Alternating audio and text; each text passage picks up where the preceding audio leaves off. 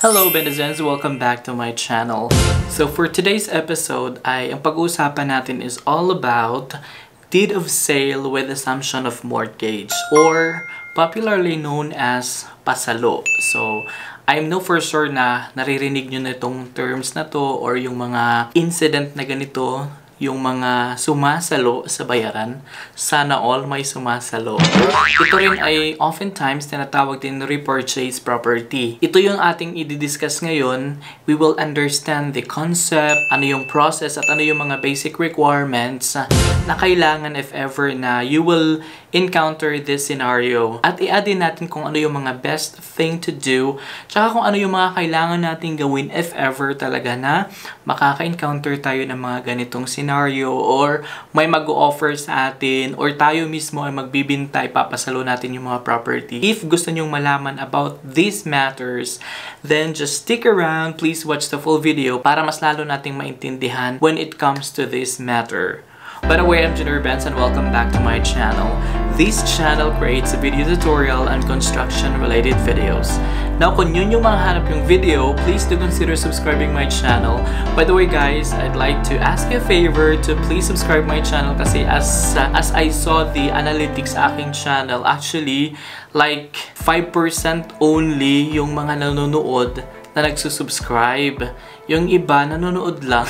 Hindi nagsusubscribe. So please give me a favor kung hindi ka pa nakapag-subscribe. Before going through sa ating pag-uusapan, just click that red subscribe button at i-click mo na rin yung all. Tap the notification bell para ma-update ka or ma-notify ka every time na meron tayong bagong upload. Just like this video. So in this episode, meron tayong tutorial video coming up.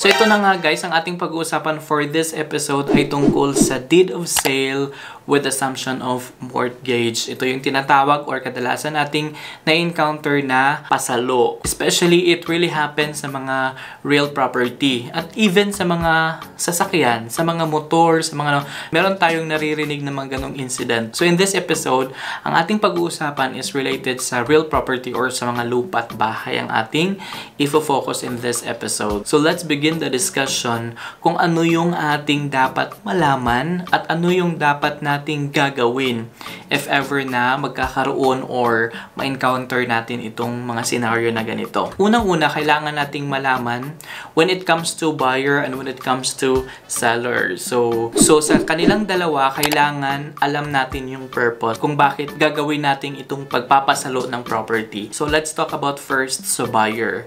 Bakit mo kailangang bumili? Bakit mo kailangang bilhin yan? So know your purpose. I-validate mo. So give yourself an assessment kung ano nga ba yung purpose mo, kung bakit sasaluin mo yung property. Give yourself a clear picture. Ano yung purpose mo? Investment or buy and sell? Lalong-lalo na kung gusto mong tumira dyan. So kailangan mong malaman yung purpose mo. The same way goes din sa seller. Kailangan alam mo mismo sa sarili mo, what is your purpose? Ano yung purpose mo kung bakit mo ibinta yung or ipapasalo or bitawan yung property mo. So dapat you have that clear reason kung bakit mo ipapasalo yung property.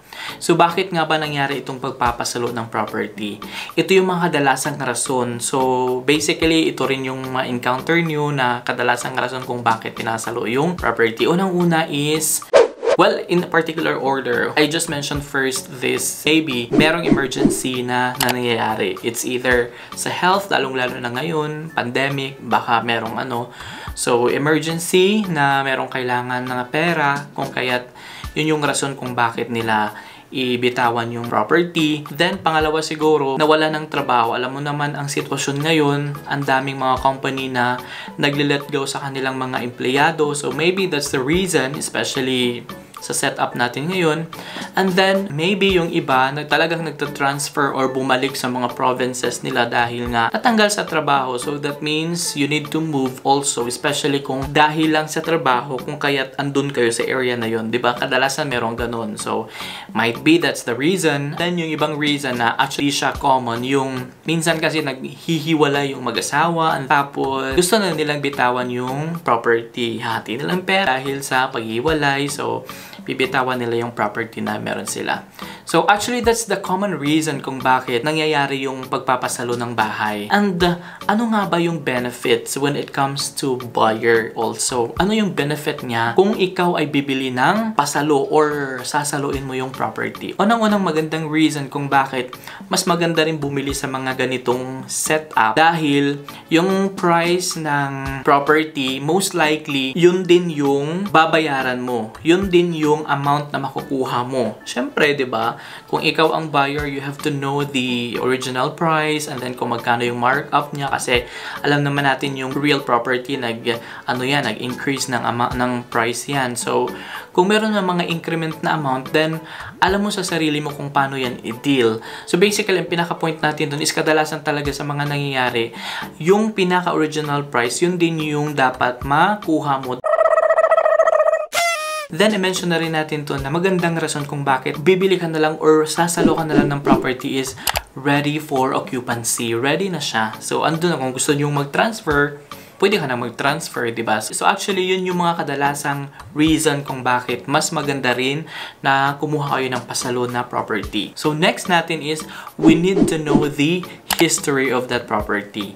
That's very necessary. Kailangan mo talagang, especially kung ikaw ang buyer, kailangan mong malaman ang history on that property. You have to know exactly kung first, ano yung reason of selling that property. The number 2, you have to know exactly kung sino or pang-ilan ng owner yung owner ngayon. Pang-ilan na siya, maybe pangatlo, pangalawa. Mas maganda talaga kung siya ang pinaka-original talaga na nag-loan sa property na yon. So, mas maganda yung ganong setup. Kasi pag medyo marami na yung pinagdadaanan ng property na yon, medyo marami-rami na yun yung mga papers na kailangan mo para ma-accomplish yung or makuha yung property. Then, we need to do also part sa ating decision is you have to go and visit the actual property. Ano yung status talaga ng property na yun. So, we call it like ocular inspection. So, kailangan mong makita kung ano yung real setup. Ano yung status ng property na yun.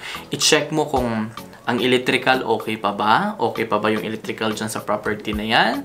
Okay pa ba yung plumbing na yan? Okay pa ba yung mga paints? Okay pa ba yung structure? Or okay pa ba yung baka yung mga bubong? Pag umuulan, nag-ano na rin yun. May problema na. So, diba? Dapat talaga lahat i-inspect mo. Puntahan mo talaga para malaman mo kung ano talaga yung real status on that property. And also, we need to know exactly kung magkano yung pinaka-original price. Yung total contract price on that loan, magkano yung binayaran niya, magkano na lang yung balance. At the same time, aalamin mo kung magkano yung babayaran mo sa kanya. Dahil for sure, nabayaran niya na yung portion na yun. So, magkano yung i-cash out mo, ibigay mo sa kanya. Tapos, magkano na lang yung balance na i-assume mo. Magkano yung monthly. So, yun yung mga dapat nating aalamin bago natin i-engage yung ating mga sarili sa mga transaction na ganyan. So, kung okay na yung mga factors na yun, then pwede mo na siyang i-negotiate kung magkano yung acceptable na price para sa'yo, yung property na yun. So, kailan nga ba natin masasabi na pwede na natin siyang ipasalo or bitawan yung property? So, actually guys, pag mag-acquire ka ng property, especially sa mga subdivisions, meron kang equity na babayaran at meron ka ring during the amortization. So, actually, for both of that period, pwede mo silang bitawan yung property at ipapasalo mo. So, during the course of payment sa equity, pwede mo na siyang gawin yan. Pero let us remember na meron din tayong law, matatandaan mo na, especially kung nagbabayad ka na ng at least months doon sa equity mo, pwede kang magpa-refund for at least 50% doon sa binayad mo. Hindi ka na hindi mo na isi-stress yung sarili mo maghanap na kung sino ang sasalo. Pa-refund mo na lang at least 50%. Pero malaki din yung makukuha sa sa pera mo. And then, pwede rin during the course of amortization period. So, kung during the amortization period na, then that's a time, ito na yung pag-uusapan natin kung ano yung dalawang pamamaraan kung paano natin i-deal itong pagpapasalo ng bahay. So firstly, let's talk about the process na i-execute natin mismo sa Pag-Ibig or sa bank or sa developer. Ito yung ating deed of sale with assumption of mortgage na execute natin mismo doon sa venue or sa Pag-Ibig, sabihin na lang natin. So tatandaan natin na itong transaction natin is considered as new purchase. Ang tingin ng bangko, ang tingin ng Pag-Ibig ay panibagong loan. Bale, nag-apply tayo ng panibagong loan kung doon natin i-execute mismo sa ating bangko or or sa Pag-Ibig. But the good thing about this one is, it will be immediately transferred yung ownership. So, bali, matatransfer agad kay new buyer yung property o yung responsibility o yung rights. Hindi naman as in totally na transfer agad. It will take after sa mga requirements. Pero the good thing about this one is, even if it's not yet fully paid, yung responsibility o yung mga papeles is nakatransfer na sa buyer. Dahil doon natin in-execute, diba, mismo sa Pag-Ibig or sa bangko. Then, yung babayaran monthly is nakapangalan na sa bagong buyer. So, that's the good thing about it, diba? Parang meron kang as a new buyer, meron kang assurance na talagang ikaw na yung nakapangalan doon. Ikaw na yung may karapatan. Na-transfer na yung rights sa'yo. So, that's the good thing about it, diba? So, here is the very important step na ating susundan kung if ever na talagang ma-encounter natin itong pagpapasalo or sasalo tayo ng property. Yung first step natin is pupunta tayo mismo sa bangko or pupunta tayo mismo sa Pag-Ibig. Kasi we will fill out all those forms na i-require sa atin, ibibigay sa atin ng mga financial institutions na yon, and then i-accomplish mo yung form na kailangan nila, yung mga requirements, ito yung mga requirements sa Pag-Ibig. For example, ito yung mga basic na mga requirements na i-provide mo. And then after that, kailangan, yung mga forms na kailangan nila, ma-fill outan mo. Tapos sign din kayo doon sa mismo sa bangko or sa Pag-Ibig sa mga forms na ibibigay nila sa iyo. Then, number 2, top up sa ating basic requirements is kailangan nating mag-execute ng deed of assignment. So, ano nga ba itong deed of assignment? Ito ay a legal document that transfers or assigns the legal rights and obligation to another party.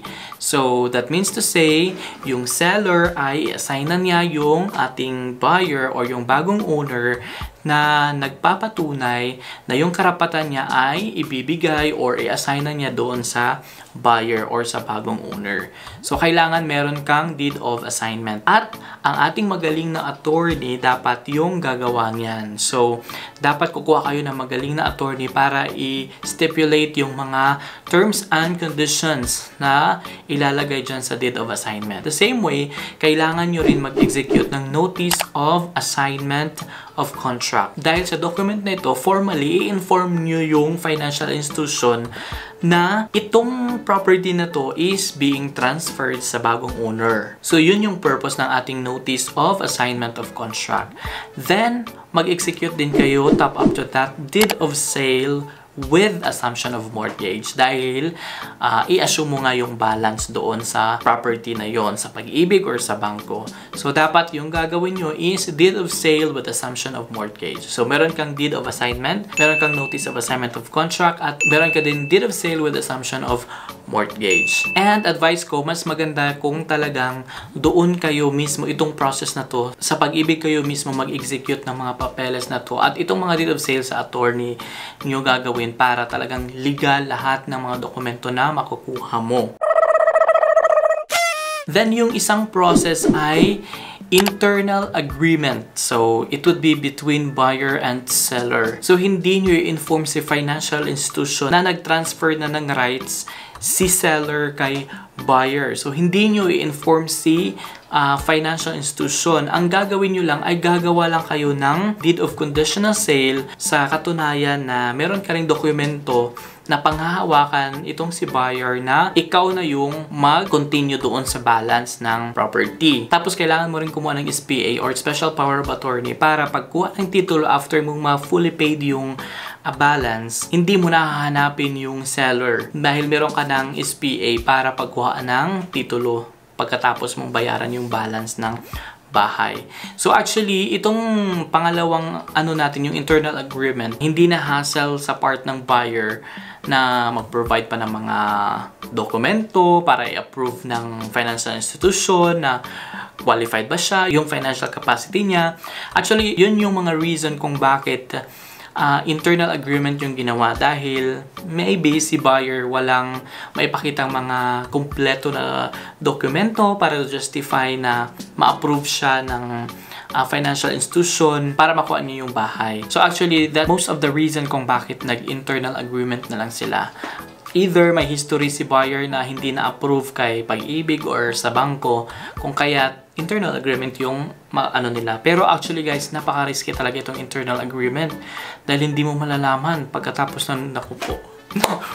Kailangan talaga ng mga papeles talaga. Dapat in good faith talaga yung dalawang party dahil ang taas ng risk talaga pag ganitong transaction yung gagawin nyo. Kung ako sa inyo, gagawin nyo yung first natin na diniscuss, yung doon talaga kayo mag-execute at dapat ma-transfer agad sa pangalan nyo yung property. So, para wala ng problema in the future.